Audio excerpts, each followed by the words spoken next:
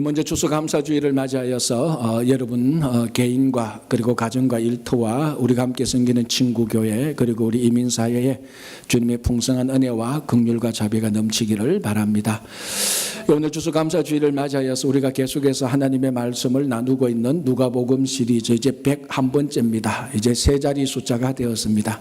앞으로 계속해서 누가복음을 우리가 살펴보면서 그때마다 주시는 하나님의 은혜의 말씀을 함께 누리도록 하겠습니다. 오늘 본문은 예수님께서 비유로 말씀하신 것입니다. 여러분들이 잘 아시는 바 성전에 올라가서 바리새인과 세리가 기도하는 그 기도의 내용들, 기도의 태도들, 이것을 예수님께서 비유로 말씀하시면서 참된 신앙이 무엇인지 그것을 우리들에게 증거하고 있습니다. 자, 이제 비유의 말씀을 보면요, 바리새인과 세리가 똑같이 성전에 올라가서 기도하기 시작했습니다. 그런데 오늘 본문에 바리새인의 기도의 내용들이 나옵니다. 그 내용들이 뭔가 하면은 이런 게 있습니다. 지난 일주일 동안, 지난 1회 동안에 자기는 2번을 금식했고 그리고 소득의 11조를 하나님께 드렸다. 이렇게 되어 있습니다. 우리가 율법을 보면은 어느 율법 규정에도 일주일에 2번씩 금식하라는 규례가 없습니다. 대속죄일 한 번은 반드시 의무적으로 금식해야 되지만 어떤 경건한 사람도 어떤 바리새인이나 사두개인도 꼭 일주일에 2번씩 금식해라는 그런 규정이 없음에도 불구하고 오늘 본문에 나오는 이 바리새인은 자발적으로 경건을 유지하기 위하여서 일주일에 2번씩 금식했습니다. 지난 한 주만 해왔던 게 아니고 계속해서 했습니다.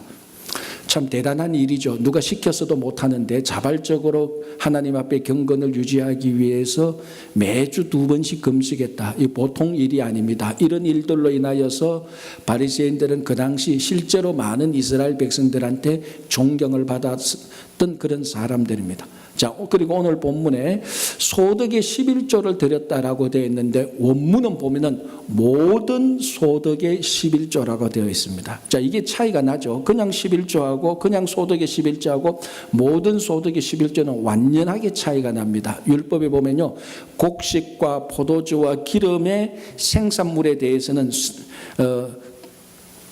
11조를 드리도록 되어 있지만 나머지 생산물, 나머지 소득에 대해서는 11조란 말이 없습니다. 그런데 오늘 이 본문의 바리새인들은 모든 소득의 11조입니다. 그러니까 자기 뒷뜰에 그 배추를 심었는데 10포기가 생겼습니다. 그 중에 10포기 가운데 한 포기도 11조를 드렸다는 겁니다. 모든 소득의 11조. 보통이 넘는 신앙이 아닙니다. 대단한 신앙입니다. 율법 규례에도 그렇게 말하지 않는데 율법 규례를 뛰어넘어서 11조를 드리고 금식을 했는 겁니다. 대단한 신앙이죠. 자, 그런데 반면에 오늘 또 세리가 올라옵니다. 세리는 뭐라고 기도합니까? 자기는 죄인이다. 불쌍히 여겨주시옵소서. 가슴을 치고 하늘을 쳐다보지도 못했습니다.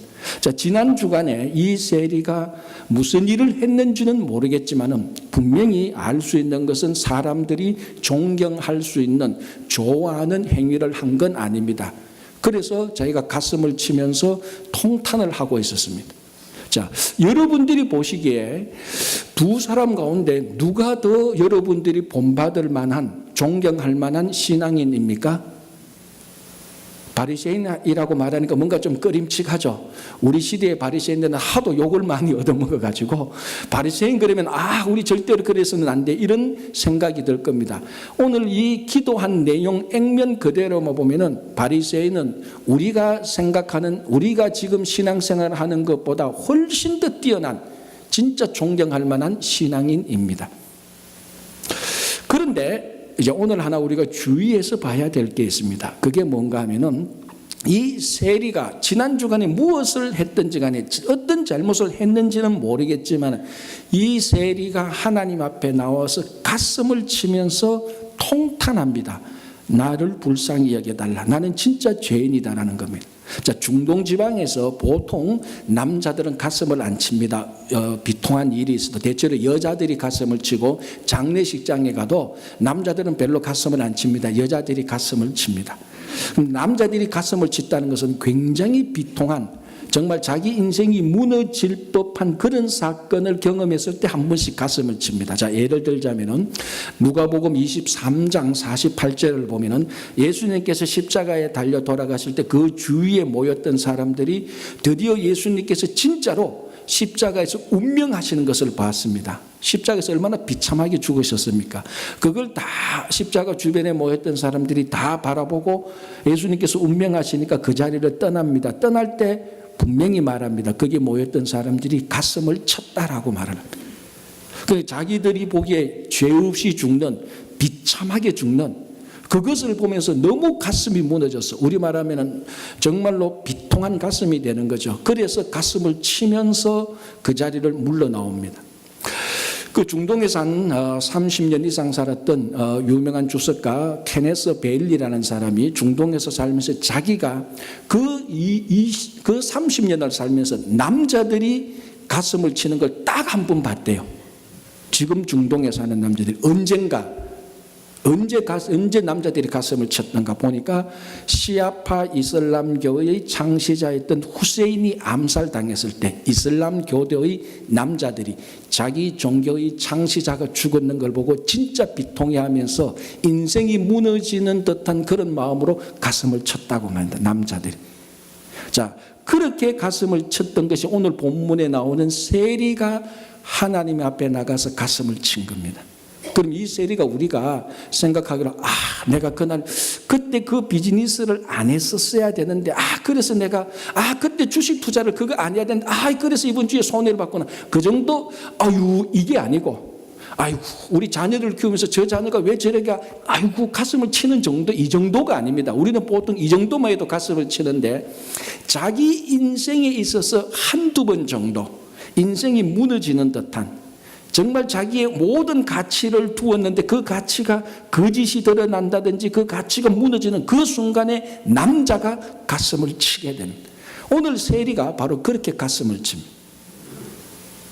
다른 말로 하면 가슴이 무너지는 거죠. 가슴이 깨어지는 겁니다. 상한 심령이 되는 겁니다. 깨어진 심령이 되는 거죠. 자기가 완전히 가슴을 쳐서 자기 심령을 산산조각 부수어버리는 것입니다.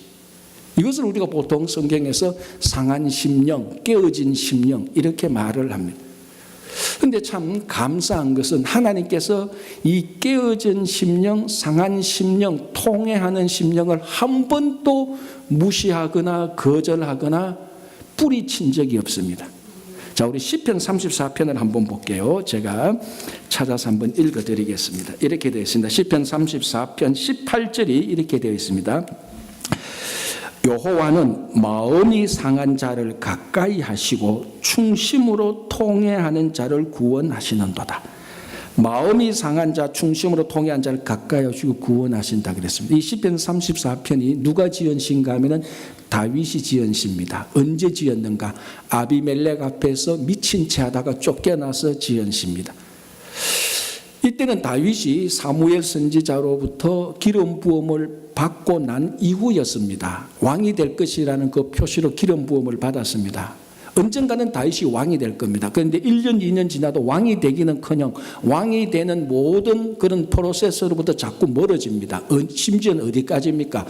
그 자기가 살고 있는 땅에서 사울에게 쫓겨가서 이방 땅, 블레셋 사람들이 사는 땅에 가서 그 왕 앞에, 이방 왕 앞에서 자기가 살아남으려고 비참하게, 진짜로 창피하게 기름 부음 받은 자가 이방 땅에 가서 이방 왕 앞에서 살아남으려고 미친 채를 했습니다. 그 마음이 어떻겠습니까? 다윗의 마음이 어떻겠습니까? 기름 부음 받은 자가 왕이 될 것이라는 기름 부음 받은 자가 이방 왕 앞에서 미친 채를 했습니다. 심정이 깨어졌죠. 박살난 인생입니다. 그러고 난 다음에 다윗이 뭘 느끼는가 하면은 여호와는 마음이 상한 자를 물리치는 것이 아니고 오히려 가까이 하신다는 겁니다. 깨어진 심령을 가까이 하신다. 자, 하나 더 볼게요. 시편 51편 17절입니다. 이렇게 되어 있습니다. 하나님께서 구하시는 제사는 상한 심령이라. 하나님이여 상하고 통회하는 마음을 주께서 멸시하지 아니하시리이다. 똑같은 내용이죠. 하나님께서 구하시는 제사는 상한 심령이래요. 지난 한 주간 동안 열심히 살고 업적을 세우고 공적을 세우고 선한 일을 하고 율법 이상의 좋은 일을 했던 것, 그거 하나님께서 구하시는 게 아니고, 하나님께서 구하시는 것은 어떤 일을 했든지 간에 지금 하나님 앞에서 나오는 심령이 박살이 나서 완전히 산산조각이 난 심령, 그걸 하나님께서 구하신다는 겁니다. 자, 시편 51편은 언제 다윗이 지었습니까? 바세바와 동침한 후에 선지자 나단이 와서 그것을 책망할 때 자기 인생이 깨어진 것입니다. 여러분, 다윗 인생에서 가장 수치스럽고 가장 부끄러웠고 가장 인생이 박살난 순간이 언제인 줄 아십니까? 바로 이때입니다. 선지자 나단이 와서 당신이 바로 그 도둑하고 같다라고 말했을 때 하늘이 무너지고 땅이 꺼지는 정말 그런 순간이 있습니다. 그때 정신이 번쩍 들고 보니까 자기 인생이 박살난 겁니다. 산산조각 난 겁니다. 그리고 어떻게 할까 하고 하나님 앞에 가니까 하나님께서 구하시는 제사가 바로 그 상한 심령이래요. 하나님께서 이걸 무시하는 게 아니라는 것을 발견했습니다. 자, 오늘 본문에서 세리가 지난 주간에 무슨 잘못을 했는지는 모릅니다. 그런데 심령이 박살이 났습니다. 가슴을 칩니다. 일생에 한 번 남자가 칠까 말까 그런 가슴을 치면서 하나님 앞에 나왔습니다. 깨어진 심령이죠. 하나님께서 이 세리의 깨어진 심령을 거절하시겠습니까? 아닙니다. 다윗에게도 시편에서도 그런 심령은 항상 하나님께서 받아주신다 그랬습니다. 오늘 이 비유에 나오는 세리가 진짜 잘한 게 무엇입니까? 진짜 잘한 것은 지난 한 주간 동안에 잘못했는 걸 잘했다, 그건 아닙니다. 잘못한 것은 분명히 잘못한 겁니다. 바리새인이 잘한 것은 분명히 잘한 겁니다. 바리새인은 분명히 일주일에 2번 금식하고 그리고 철저한 소득의 철저한 11조를 된 거, 그건 분명히 잘한 겁니다. 그건 누가 와도 부정할 수 없습니다. 지난 주간에 세리는 분명히 잘못했습니다. 그건 분명히 책망받아야 됩니다. 그러나 오늘 초점은 그게 아니고 하나님 앞에 나아올 때 이 바리새인은 자기 잘한 것을 가지고 나왔고 세리는 깨어진 심정을 가지고 나왔을 때 성경에 한 번도 하나님께서 구하시는 제사는 네가 얼마나 잘했느냐 그걸 가지고 너의 업적을 가져오라는 것이 아니고 깨어진 심령을 가지고 오라는 것입니다. 세리가 그거 잘했습니다. 자기 인생이 박살났지만 인생을 포기하지 않고 낙담하지 않고 내 인생 여기서 끝나는구나, 이제 더 이상 나는 안 돼, 나는 여전히 죄인이야, 진짜 나쁜 죄인이야, 죽을 죄인이야, 하나님 앞에 갈 자격도 없어, 이젠 안 할 거야, 인생을 포기하고 거기서 스탑한 게 아니고 깨어진 심령이지만 그걸 가지고 하나님 앞에 나아온 게 제일 잘한 것입니다. 자, 여러분 지난 한 주간 동안 볼 때 여러분 지난 한 주간 무엇을 했는지 어떻게 살았는지를 되돌아볼 때 바리새인에 가까운 일을 했겠습니까? 세리 쪽에 가까운 일을 했겠습니까? 정도의 차이는 있지만은 세리 쪽이 가까울 겁니다. 여기서 보면 다 보여요. 여러분, 바리새인에 가까우려면요 일주일에 2번 금식을 해야 되고 철저한 소득의 11조예요. 이거 보통 일이 아니거든요. 그러나 세리처럼 살았다. 아유, 지난주에도 나쁜 마음 품고 욕하고 싸우고 정말로 내가 오히려 세리에 더 가까운 인생을 살았을 것입니다. 그래서 마음이 참 허하기도 하고, 아유, 나는 안 되는갑다. 매일 내가 신앙생활 한 지 30년 40년 돼도 여전히 발전도 없어. 똑같아. 신앙생활 열정도 없어. 옛날엔 좋았는데 지금은 재미도 없어. 아, 교회 가봤자 뭐 한 주 빠져도 되지 않나? 이래 살면 뭐해?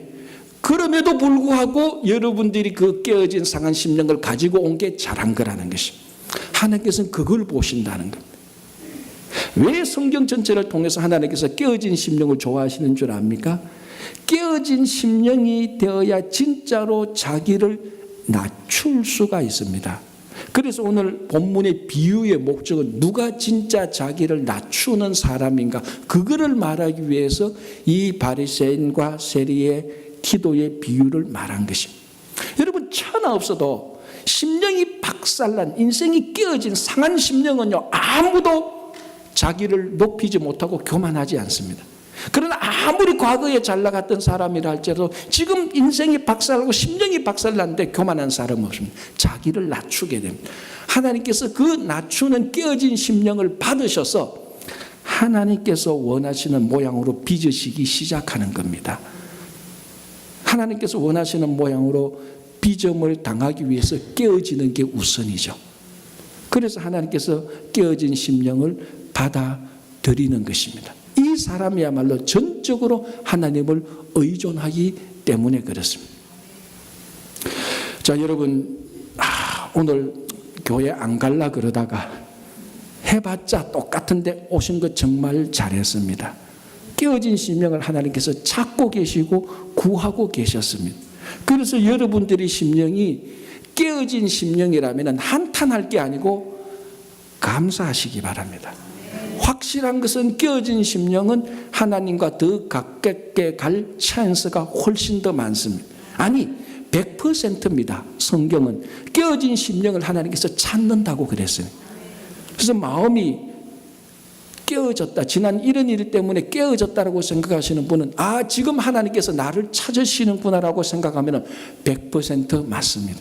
그래서 깨어진 심령은 우리가 감사를 드릴 수 있는 것입니다. 자, 오늘 본문은 바리새인과 세리를 비교해서 계속해서 보여줍니다. 일단 겉모습으로 보여주는 비교가 뭔가 하면요, 성전에 올라가서 바리새인은 따로 서서 기도하고, 한국말로 번역은, 그리고 세리는 멀리 서서 기도합니다. 뭐 정확히 말하면 서서 따로인데 따로 서서나 서서 따로, 그 앞에 성경은 따로 서서가 되어 있습니다. 어쨌거나 바리새인은 따로 서서 기도하고 세리는 멀리 서서 기도합니다. 둘 다 서서 기도한 건 똑같습니다. 그리고 둘 다 구별된 곳에서, 다른 사람들과 섞이지 않은 곳에서 기도했다는 것은 똑같습니다. 이 바리새인이 따로 서서 기도했다, 그리고 세리가 멀리 서서 기도했다는 배경이 이렇습니다. 자, 두 사람이 성전에 올라갔습니다. 이 성전에 올라간 것은 사실 성전 안이 아니고 성전 뜰입니다. 이스라엘 백성들은 매일 새벽 3시와 오후 3시에 성전에서 속죄제를 드립니다. 이제 그걸 제사장이 주관하죠. 제사장이 오후 3시, 그러니까 성전 뜰에서 기도하는 시간은 새벽 3시는 아니겠죠. 오후 3시겠죠. 그때 되면은 이제 제사장이 양을 가지고 옵니다. 그리고 성전 밖에 나와서 성전 밖에 있는 제단에서 양을 잡고 양의 피를 제단에 뿌립니다. 그걸 성전 뜰에 있는 사람들이 그걸 다 봅니다. 바로 이런 과정 가운데 이제 시편도 낭송하고 심벌저도 치고 우리말 탬버린 때 치고 막 은나팔도 불고 막 그렇습니다. 그리고 난 다음에 그 과정이 끝나면은 제사장은 성전 안으로 성소에 있는 향단에 향을 피우러 성전 안으로 들어갑니다. 그때가 아마 오후 3시 정도의 어라운드입니다. 그때 되면 성전뜰에 있는 사람들이 제사장이 성전 안에 들어가서 향을 피우는 동안에 이 사람들은 여기서 기도를 합니다. 아마 그런 의미겠죠. 향이 올라가는 것은 성전뜰에 있는 사람들이 기도를 올리는 것하고 같은 의미일 겁니다. 그때 이제 성전뜰에 서서 사람들이 자기 개인 기도를 하거나 공적인 기도를 하게 됩니다. 오늘 본문에서 바리새인과 세리가 서서 기도했다는 것은 바로 요 시간, 요 공간을 말하는 겁니다. 근데 둘 다 여러분들이 상상하기로, 여러분들이 지금 그 장면을 본다고 생각해 보십시오. 그 장면에 딱 두 사람이 따로 떨어져 있습니다. 한 사람은 바리새인이요, 한 사람은 세리입니다.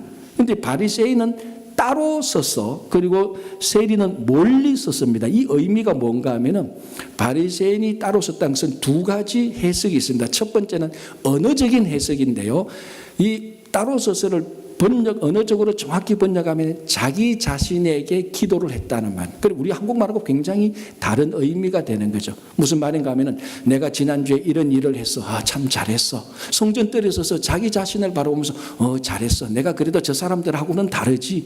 그런 식으로 독백적인 기도를 드렸다는 의미고요. 또 하나는 공간적인 의미에서 따로 섰습니다. 어떤가 하면은, 자, 이 바리새인은 자기가 기도한 내용으로 봐서 굉장히 경건한 사람입니다. 자, 이 경건한 사람이 성전뜰에 가면은 별의별 사람들이 다 있습니다. 오늘 본문에 보면 토색하는 사람, 불이 간음하는 사람들도 있었고, 세리들, 죄인들도 있었습니다. 진짜 경건한 사람들은 그 사람들하고 옷깃만 탁 터치해도 자기에게 저 불결함이 내게로 전달한다고 이런 생각이 돼서 그 사람들과 터치하는, 접촉하는 것을 굉장히 꺼려했습니다. 그러니까 경건 중에 경건한 이 바리새인이 성전뜰에 가보니까 내가 아는 저 사람 토색한 사람인데, 간음한 사람인데 저기 세리가 있구나. 왔다 갔다 하다가 저 사람하고 저 사람이 내한테 터치되면 내가 불경건해지니까 따로 떨어져서 기도를 하는 겁니다. 그러면서 혹시나 세리나 죄인들이 내한테 오지는 않을까 늘 경계의 눈초리로 보는 겁니다. 자, 이게 지금 사실은 어떻게 보면은 이 바리새인이 따로 서서 그런 불경건한 그런 사람들과 분리되어서 기도하는 모습입니다. 자, 그러면은 바리새인의 마음에 지금 누가 있습니까? 바리새인이 기도하는데 기도의 방향은 어디에 고정되어 있습니까? 자기 자신이거나 아니면은 주변에 있는 다른 사람들입니다. 자기보다 불경건한 추악한 사람들, 그 사람들에게 늘 이렇게 기도하면서 관심이 가 있고 방향이 그쪽으로 가가 있습니다. 기도를 하는데 방향이 하나님이 아니고 자기 자신이나 다른 사람들에게 방향을 맞추고 있습니다. 세리는 어떻습니까? 세리도 물론 멀리 서서 기도했습니다. 그런데 세리가 성전 뜰 안에 가보니까 전부 다 자기보다 더 경건한 사람들이에요. 자기는 자기가 지난 주간에 무슨 일을 했는지 알거든요. 그런데 이 사람 보니까 이 사람들도 문제는 있지만 다 자기보다 경건한 사람. 그 사람들한테 섞이려고 하니까 죄책감도 들고 미안하기도 하고 섞일 자격이 없습니다. 그래서 멀리 따로 떨어졌습니다. 그래서 멀리 서게 된 겁니다. 그리고 난 다음에 오늘 본문을 보면 참 아주 아이러니한 본문이 나오는데 감히 하늘을 쳐다보지 못하고 기도했습니다. 하늘을 쳐다보지 못했습니다. 이 말은 무슨 의미입니까? 하늘을 향하여서 서 있다는 말입니다. 죄가 많은데 하나님을 향해서 서서 하나님을 보니까 쳐다보지를 못하는, 고개를 숙이거나 고개를 옆으로 돌립니다. 그러나 고개를 숙이거나 옆으로 돌렸든지 간에 이 세리가 서 있는 방향은 하나님 쪽입니다. 만약에 하나님 쪽이 아니었다면 하늘을 쳐다보지도 못했다는 말할 조차가 없습니다. 방향이 하나님 쪽이 아닌데 애시당초 하나님을 쳐다볼 필요가 없는 겁니다. 하나님을 쪽을 향하여 선서 보니까 너무 죄가 많아서 얼굴을 들지 못했던 겁니다. 고개를 옆으로 돌렸던 겁니다. 그러나 자기 몸과 마음은 여전히 하나님 쪽에 가가 있습니다. 하나님 쪽에 가가 있으니까 하나님을 쳐다보지 못했죠. 아주 묘한 게 한 사람은 따로 섰고 한 사람은 멀리 섰는데 겉으로는 다 동떨어져 있는데 바리새인은 근본적으로 자기 마음의 중심을 사람들을 향해서 서 있고 이 세리는 근본적으로 하나님을 향해서 서 있는 것. 기도의 방향이 하나는 사람이요 하나는 하나님 쪽으로 가 있습니다. 유대인들이 기도할 때 굉장히 중요하게 여기는 게 카바나라는 게 있습니다. 이 뜻은 히브리어로 카바나의 뜻은 마음의 방향이라는 뜻입니다. 이게 어디 써 있는가 하면 기도할 때 써 있는 겁니다.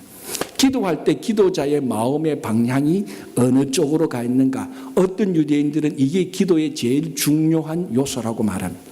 다시 말하자면 이 말로 카바나라는 이 말로 볼 때 기도는 기도의 내용보다 기도자의 자세, 기도자의 방향, 기도자의 마음의 방향이 더 중요하다는 것. 자, 오늘 기도의 내용을 보십시오. 이 바리새인의 기도의 내용은 참 은혜로워 보입니다. 그러나 방향이 카바나, 마음의 방향이 하나님 쪽이 아닙니다. 그러나 이 세리를 보십시오. 자기는 죄를 지었습니다. 죄인이라고 말을 합니다. 그러나 자기 마음의 방향, 카바나는 여전히 하나님 쪽에 가 있는 것입니다. 이 당시에 하시딤이라는 사람이 있는데 아주 경건한 유대인을 가리키는 말입니다. 이 하시딤이라는 사람이 기도할 때는요, 본격적으로 기도하기 전에 반드시 그 앞에 자기 마음을 하나님께 집중하는 시간을 따로 마련합니다. 자기 마음이 하나님께 완전히 집중되었을 때 진짜 기도를 시작하는 겁니다. 무슨 말입니까? 자기 마음을 하나님께 방향을 고정시키고 난 다음에 기도합니다. 그게 가장 경건한 하시딤 사람들이 기도하는 방법이었습니다. 자, 이쯤 되면 누가 생각나죠? 다니엘이 생각나지 않습니까? 자, 다니엘이 바벨론 제국에서 총리가 되었습니다. 그러니까 그 주변에 바벨론에 수없이 많은 적대자들이 바벨론 총리가 된 다니엘을 끌어내리려고 죽이려고 음모를 쌌습니다. 그 중에 하나가 하나님께 기도하면 안 되도록 칙령을 만들었잖아요. 그럼에도 불구하고 다니엘은 그 모든 것을 다 알고 여전히 기도를 했는데 그 기도하는 폼이 어땠습니까? 예루살렘으로 향하여 난 창문을 열고 기도를 했습니다. 하루에 3번. 초점은 예루살렘으로 향하여 난 창문입니다. 예루살렘, 즉 성전이 있는 곳, 하나님이 함께 있다고 약속했던 그쪽을 향해서 기도를 하는 겁니다. 기도자의 마음의 방향을 하나님에게로 돌리는 거죠. 여러분, 그 무시무시한 상태에서 다니엘은 아무도 모르는 비밀 아제트나 땅굴이나 문 다 닫고 아무렇게나 기도해도 하나님은 다 들으십니다. 거기도 하나님 함께 합니다. 그럼에도 불구하고 여전히 예루살렘으로 향하여 난 창, 기도의 방향을 하나님께 잡는 거죠. 모든 사람이 다 보는, 적대자들이 다 죽이려고 하는 그 무시무시한 눈길 속에서도 자기 기도의 방향을 하나님께 딱 고정시킨 겁니다. 그게 다니엘이었습니다. 여러분, 이게 기도의 내용이지만은 원래는 우리 신앙의 내용하고 똑같은 것이죠. 우리가 살아가면서 이것저것 참 방향 없이 살아갈 때가 참 많습니다. 그러나 오늘 이 말씀을 통하여서 우리 매일의 삶이 하나님을 향하여서 방향을 올바르게 잡기를 우리들에게 요구하고 있습니다. 여러분, 다 아시다시피 방향 잘못 잡고 열심히 하면 할수록 그만큼 더 손해죠. 그만큼 더 어리석고 그만큼 더 헛수고입니다. 그래서 무슨 일을 하기 전에 방향부터 잡아야 되는지 거의 오리엔테이션을 하는 겁니다. 제가 늘 말씀드리는 그 가운데 하나가 우리 이민 1세대가 가장 중요하게 해야 되는 게 뭐라고 제가 말합니까? 우리 자녀들 다음 세대를 위하여서 하나님을 향해서 방향을 잡아놓는 게 우리 1세대가 해야 될 제일 중요한 일입니다. 우리 1세대가 이 땅에 살면서 성공하고 출세하고 잘 나가고 그것도 좋지만 더 중요한 것은 우리 자녀들을 위해서, 다음 세대를 위해서 하나님을 향해서 살아가는 방향을 잡아놓을 때 우리 자녀들이 그 방향대로 열심히 살 때 정말 하나님께 영광된 삶이 되는 것입니다. 우리가 잘 살고 못 살고가 중요한 게 아니고 방향을 하나님을 향한 방향으로 1세대들이 잡아놔야 되는 것입니다. 그게 정말로 중요한 거예요. 지난 한 주간 우리가 살면서 여러분이 무슨 일을 얼마나 열심히 했느냐, 그건 두 번째로 중요합니다. 방향이 하나님께 정말로 제대로 고정되어 있었는가, 그게 더 중요한 것이죠. 자, 오늘 이 바리새인이 기도한 내용과 이제 또 이 내용이 있습니다. 나는 저 토색, 불이 가늠하는 사람들과 같지 아니하고 자기와 함께 성전 뜰 안에서 저기 기도하고 있는 저 세리와도 같지 아니함을 감사합니다. 자, 이게 바리새인의 기도고 세리의 기도는, 세리가 기도했던 내용은 딱 하나죠. 불쌍히 여기소서 나는 죄인입니다. 이겁니다. 자, 여러분들이 볼 때 세리의 기도보다 바리새인의 기도가 훨씬 더 은혜롭습니다. 훨씬 더 기도답지요. 근데 1세기 때 유대인들이 기도했던 세 가지 유형이 있습니다. 이 세 가지 유형이 맞아야 진짜 기도입니다. 첫 번째는 죄의 고백, 두 번째는 하나님께서 베풀어 주신 것에 대한 감사, 그리고 세 번째는 나와 다른 사람들을 위한 강구. 그러니까 고백과 감사와 강구, 요 세 가지가 있어야 기도입니다. 자, 그러면 이 세 가지 기준, 기도의 기준을 가지고 바리새인의 기도를 한번 우리 살펴볼까요? 바리새인이 했던 기도가 기도입니까? 아닙니까? 말짱 기도가 아닙니다. 하나님 감사했다, 목사님 감사했잖아요, 나옵니다. 물론 감사했죠. 그러나 감사, 무엇에 대한 감사라고요? 하나님께서 베풀어 주신 것에 대한 감사이지 자기가 수고하고 노력하고 업적을 많이 쌓은 것에 대한 감사가 아닙니다. 자, 오늘 바리새인 죄의 고백이 있었습니까? 없었습니까? 전혀 없습니다. 감사는 있는데 하나님께서 주신 것에 대한 감사가 아니고 다른 사람들보다 내가 훨씬 더 월등한 우월한 것을 감사했습니다. 감사가 아니죠. 하나님이 원하시는 감사. 두 번째 탈락, 세 번째 나와 다른 사람들을 위한 그 강구입니다. 강구하는 게 없습니다. 그래서는 강구할 게 없습니다. 부족한 게 없으니까.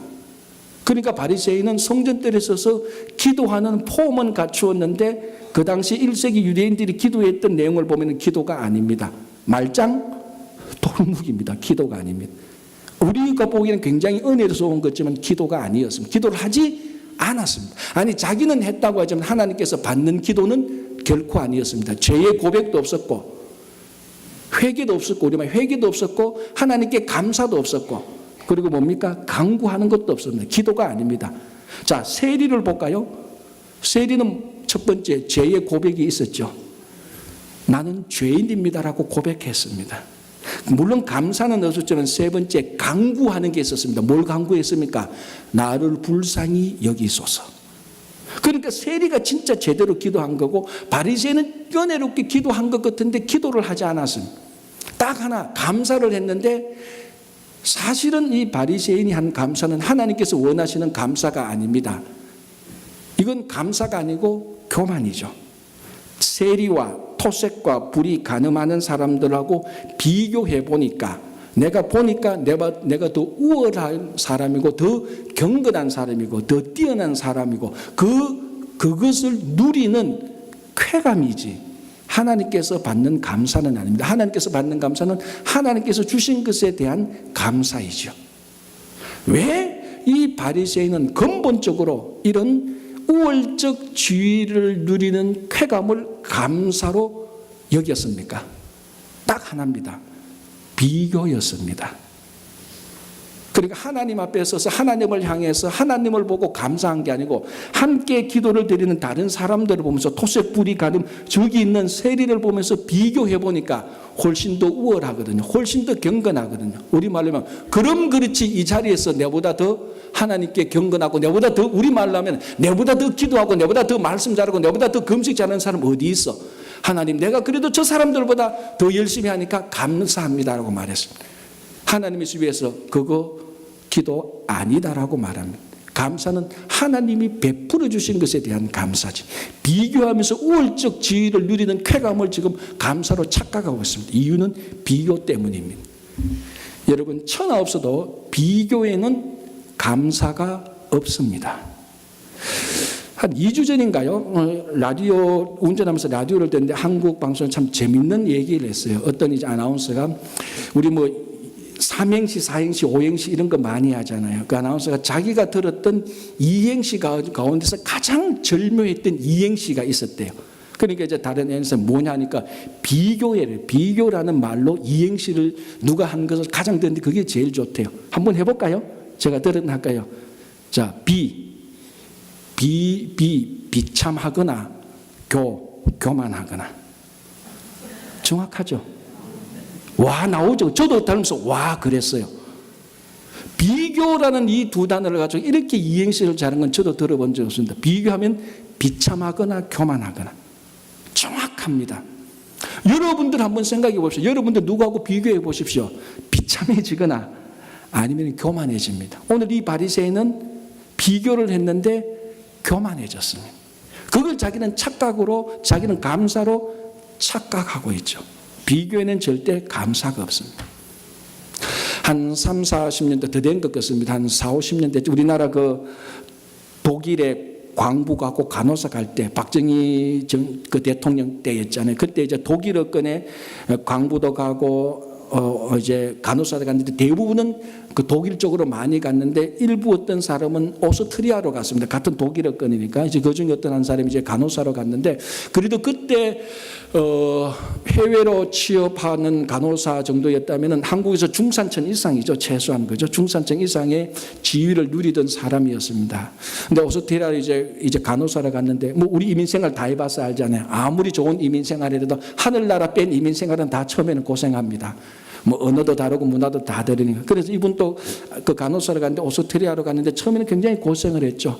뼈 빠지게 일하고 뭐 다 일해서 이제 한 3, 40년 흘러가니까 자녀들도 다 컸고 자기도 좋은 전원주택 마련하고 야 정말 오스트리아에 오기로 잘했다. 처음에 뼈 빠지게 고생했지만 이제는 살만하다. 그래서 늘 행복했습니다. 늘 감사했고 이분이 이제 가톨릭 성당에 다니는 천주교 교회인데 늘 신부님 만나면 늘 감사한 얘기를 했는데 어느 날부터 이 분한테 웃음이 사라지기 시작했습니다. 그 가톨릭 신부님이 저분이 왜 저래?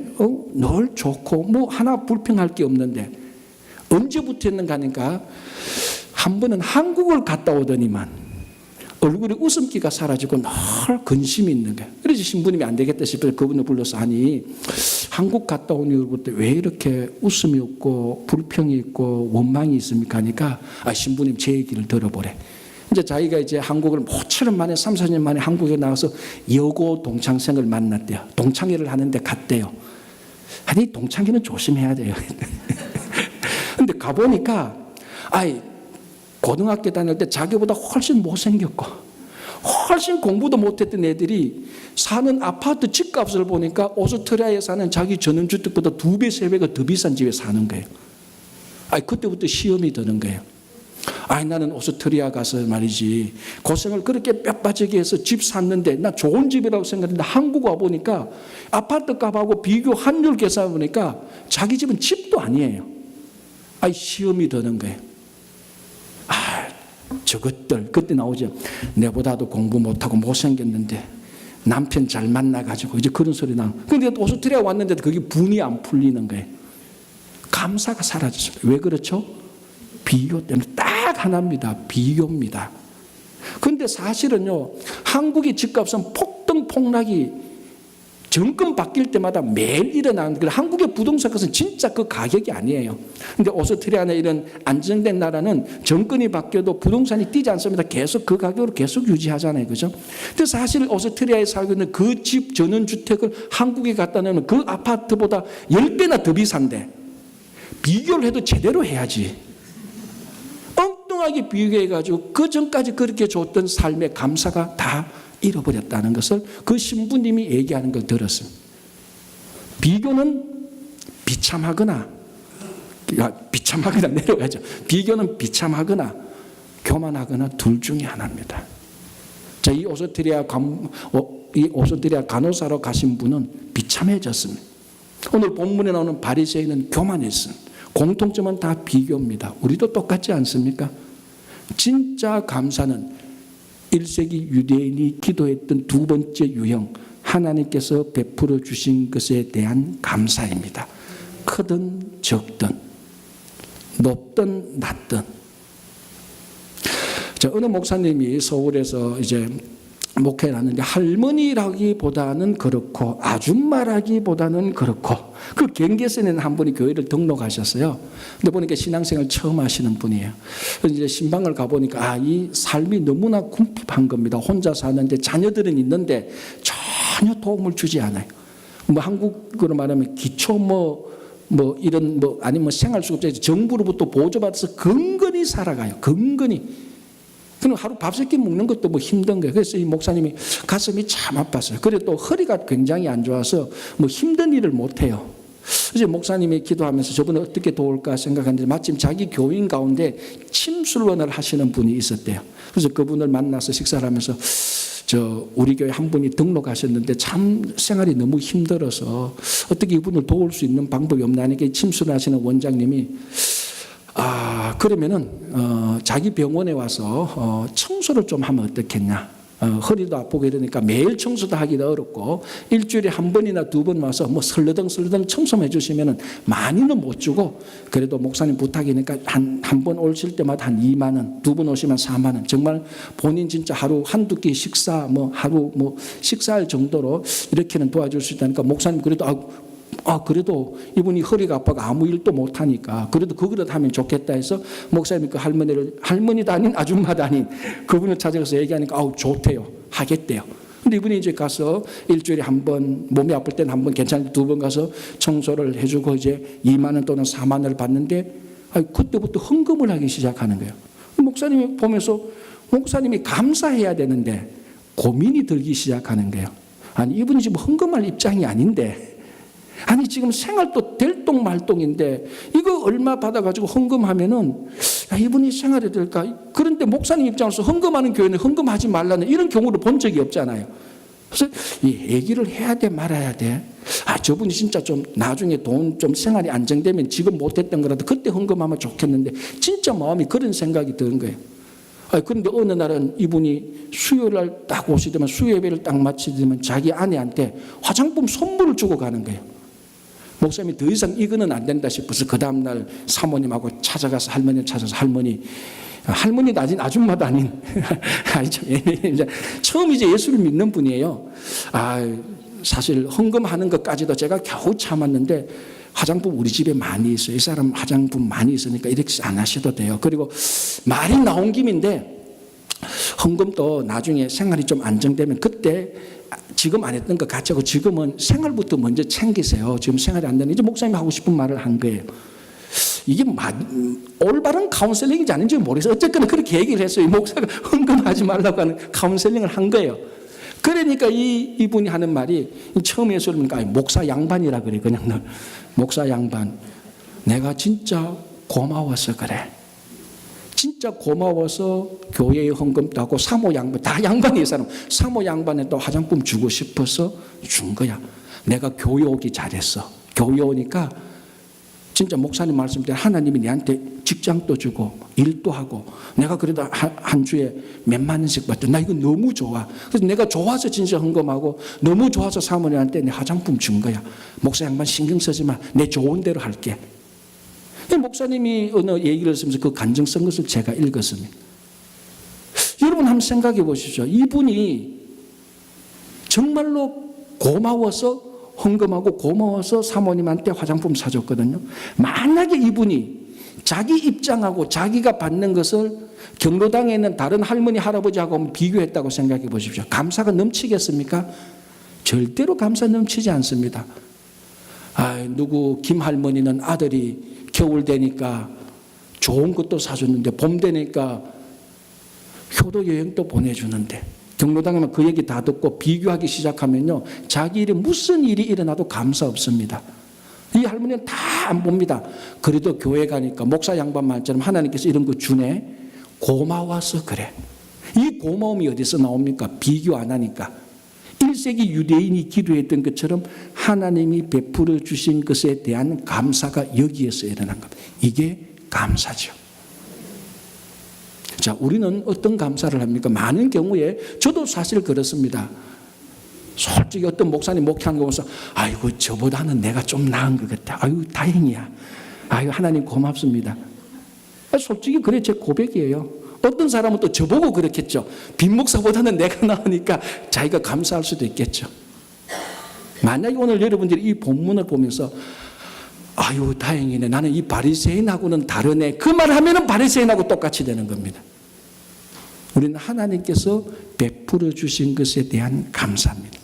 크든 작든 하나님께서 주시지 않은 것에 대한 불평이 아니고 다른 사람들과 비교해서 비참하거나 교만이 아니라 불평도 비참도 교만도 아닌 하나님께서 주신 것에 대한 감사입니다.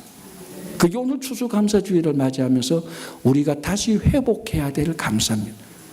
여러분 2018년 1월 첫날부터 오늘 2018년 11월 18일까지 하나님께서 우리들에게 주신 것이 없습니까? 정말로 하나도 없습니까? 너무너무 많습니다. 그런데 왜 우리는 감사가 안 들죠? 그 중에 중요한 게 비교입니다. 여러분 지금부터 비교를 떨쳐버릴 때 교만도 사라지고 비참도 사라지고 하나님께서 주신 것을 생각할 때 불평도 사라지고 감사밖에 없습니다. 그래서 오늘은 추수감사주의를 맞이해서 진짜 감사가 넘치시기를 바랍니다. 심지어 여러분 심령이 깨어졌다 할지라도 그 깨어진 심령을 가지고 온 것도 감사하십시오. 하나님이 가장 여러분과 가까이 하고 싶어 하는 것입니다. 우리들의 삶의 방향을 영원토록 하나님께 고정시키고 살아가시는 여러분, 늘 하나님께 감사가 넘치는 여러분 되시기를 바랍니다. 기도하겠습니다.